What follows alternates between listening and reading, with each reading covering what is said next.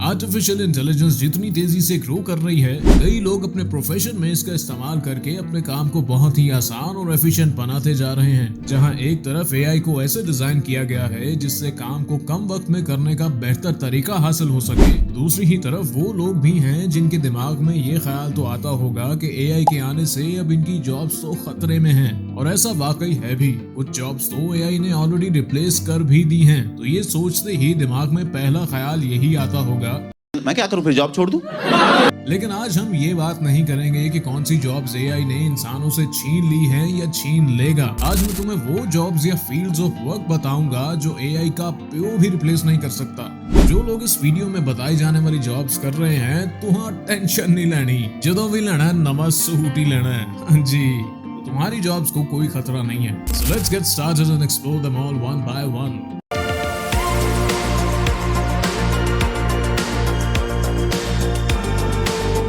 तो शुरू करते हैं एक बहुत ही इंपॉर्टेंट पॉइंट से, और वो है कि एआई के पास इमोशनल इंटेलिजेंस नहीं होता।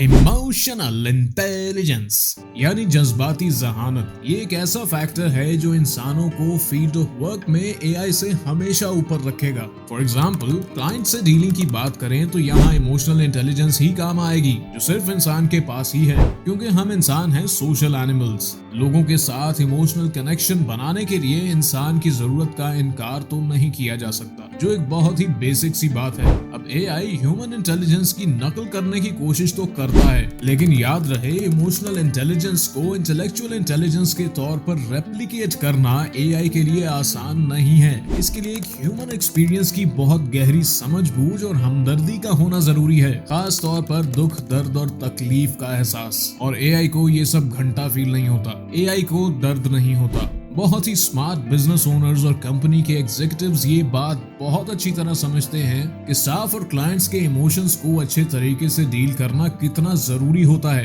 अब एक मशीन ह्यूमन कनेक्शन के इस लेवल पर पहुंच नहीं सकती, लेकिन अपनी इमोशनल इंटेलिजेंस को बेहतर बनाने के लिए इंसान के पास तो बहुत सारे तरीके हैं। फर्क नहीं पड़ता कि इंसानों के साथ इंटरेक्ट करने के लिए एआई मशीन्स को कितना भी अच्छे तरीके से प्रोग्राम क्यों ना किया गया हो, ऐसा हो ही नहीं सकता कि इंसान मशीन्स के साथ एक स्ट्रॉन्ग इमोशनल कनेक्शन बना सकें। अब ये ना कहना कि फिल्मों में तो ऐसा हो जाता है, फिल्मों में तो रिक्शा भी दीवार के पार निकल जाता है, असल जिंदगी में करके दिखाओ ये सब। एनीवेज, तो खास तौर पर जब बात आती है बिजनेस ग्रोथ के लिए लोगों से कनेक्ट करने की, तो इंसान हमेशा ही जरूरी रहेंगे। तो अगला पॉइंट ये है कि एआई सिर्फ इनपुट डेटा के साथ ही काम करता है। इसका मतलब है कि एआई सिर्फ उसी बेस पर काम करेगा जो इंफॉर्मेशन या कह लो जो इंस्ट्रक्शंस इसको दी जाती हैं। इस डेटा से ज्यादा कुछ भी ये हैंडल नहीं कर पाएगा, और वाकई मशीन्स ऐसे नहीं बनाई जाती। हाँ, कुछ एआई मॉडल्स ये क्लेम करते हैं कि इन्हें इमोशनल इंटेलिजेंस को मद्देनजर रख के डिजाइन किया गया है, लेकिन याद रहे कि ये भी पहले से मौजूद इंफॉर्मेशन को यूज करके इमोशनली इंटरैक्ट करने की कोशिश करेंगे। तो जब भी मशीन को कोई इनपुट दिया जाए, इसे कोई अलग तरीके का काम बताया नहीं जा सकता। अगर ऐसा करेंगे तो इसका एल्गोरिदम वो अनदेखे हालात और वाकयात जो पेश आ सकते हैं वो जज ही नहीं कर पाएगा। तो इस मामले में भी मशीन्स यूजलेस हो जाती हैं, और ऐसे मामला मैन्युफैक्चरिंग इंडस्ट्रीज या टेक इंडस्ट्रीज में बहुत आम सी बात है। और एआई बनाने वाले लोग हर वक्त इसका कोई टेम्परेरी सोल्यूशन निकालने की कोशिश में लगे रहते हैं। और एक बात मैं क्लियर कर दूं कि जो लोग सोचते हैं ना कि एआई किसी भी सिचुएशन में ढल जाएगा, तो भाई ये एआई के मुतालिक बहुत सी गलत फहमियों में से एक है। तो अगर तुम्हें डर है कि एआई सब की सब इंडस्ट्रीज में घुस जाएगा और तुम्हारे प्रोफेशनल स्किल्स की डिमांड को खा जाएगा, तो ऐसा कभी होगा नहीं। अब इसी से रिलेटेड जॉब्स बताता हूँ। तो देखो यार, चैट जीपीटी को आप ये तो नहीं कह सकते कि चल एक बिल्डिंग बना के दे। ब्लू कॉलर जॉब्स जैसे electricians, plumbers, construction workers, police officers, कोई फैक्ट्री वर्कर या कोई भी कारीगर जिसमें हाथ की महारत भी हो, बहुत सी सिचुएशंस के मुताबिक ढल जाना, सिस्टम की पेचीदगियों को अपनी सोचने की सलाहियत से समझकर ये पता करना कि सिस्टम में आखिर चल क्या रहा है, और फिर किसी भी खराबी को अपनी इसी महारत की मदद से ठीक करना, ये सब करना एआई के लिए बहुत ही मुश्किल साबित होता है। Last but not the least, army officers को भी एआई रिप्लेस नहीं कर सकता। अच्छा रुक जाओ जरा, अगर तुम सब्सक्राइब करके वीडियो देखते हो तो यकीन करो कोई पैसा नहीं लगना तुम्हारा, फ्री है बिल्कुल। हाँ करो करो, कर दिया। हाँ, तुम्हारे सींग तो नहीं निकला है? नहीं ना, देखा, बस इतना सा काम है सब्सक्राइब करना। Thanks for subscribing. तो नेक्स्ट पॉइंट हमारे पास आता है क्रिएटिव प्रोफेशंस। कोई भी जॉब जो आर्ट से रिलेटेड हो, जैसे म्यूजिशियंस, राइटर्स, पेंटर्स या एडवर्टाइजिंग में जो क्रिएटिविटी दरकार होती है, वो बहुत ही ज्यादा डिपेंड करती है ह्यूमन क्रिएटिविटी, इमोशन और किसी चीज के ऊपर सब्जेक्टिव होकर सोचने की सलाहियत पर, जो काम ऑटोमेशन पर तो कभी भी नहीं हो सकता।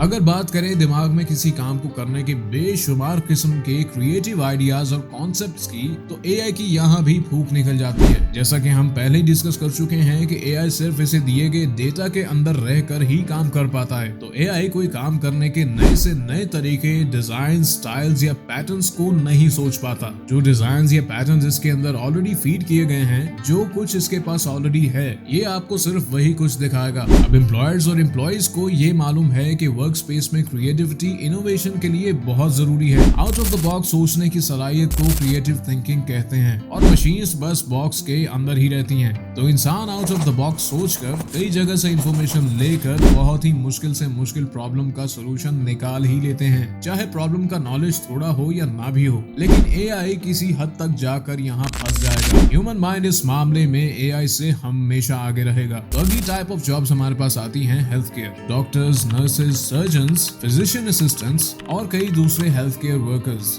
इन सब का मेडिकल नॉलेज, मेडिकल के प्रोफेशन में इनकी जजमेंट, हमदर्दी, इंसानों के दरमियान एक कनेक्शन और साथ ही समझदार ख्यालात जैसी तमाम चीजों को एक साथ जोड़ते हैं। अब एआई कुछ हद तक मदद तो कर ही देगा, जैसे डायग्नोस्टिक्स या ट्रीटमेंट की रिकमेंडेशंस देकर, लेकिन असल ट्रीटमेंट तो इंसान के हाथ में ही है। एआई कभी भी हेल्थ केयर में इंसान की जगह नहीं ले पाएगा। और हाँ, अगर आप एआई से किसी बीमारी के बारे में पूछोगे तो वो कुछ इस तरीके का जवाब देगा: तमाम दवा बच्चों की पहुंच से दूर रखें, तबीयत ज्यादा खराब हो तो डॉक्टर से रुजू करें, शुक्रिया। मतलब एआई खुद ही आपको कहेगा कि मैं इस काबिल नहीं हूँ भाई। अब बात करते हैं रिसर्च और डेवलपमेंट के बारे में। साइंटिफिक रिसर्च और इससे रिलेटेड इनोवेशंस में हमेशा ये बातें तो लाजमी इन्वॉल्व रहती हैं, और वो हैं ऐसी सोच जो किसी ने ना सोची हो, क्यूरियोसिटी, किसी हाइपोथेसिस को अपने ख्यालात और समझदारी से टेस्ट करना और लगातार एक्सपेरिमेंटेशंस करना। और ये सब कुछ डिपेंड करता है इंसान की क्रिएटिविटी, इसके विजन और इस बात पर यकीन रखने पर कि कहीं ना कहीं एक इनोवेशन जरूर मौजूद है जो हमें अभी नजर तो नहीं आ रही, लेकिन किसी न किसी तरह आएगी जरूर। किसी को लगता है कि कोई एआई सिस्टम ऐसे काम करता है।